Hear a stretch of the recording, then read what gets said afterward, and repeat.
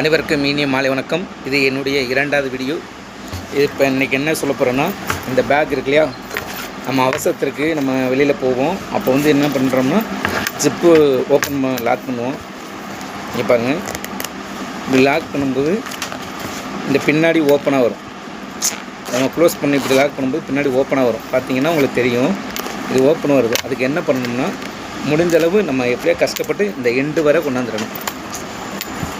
இந்த எண்டு இருக்கு இல்லையா, இந்த எண்டிங் வரை கொண்டாந்துட்டு நம்ம கையில் எது கிடைக்குதோ, என்கிட்ட கட்டிங் பிளேட் இருக்குது. இந்த கட்டிங் பிளேட் வச்சு லைட்டாக எப்படி சொல்கிறது, தொட்டும் தொடும் பட்டும் படாமல் சொல்கிற மாதிரி லைட்டாக ப்ரெஸ் பண்ணுவேன்.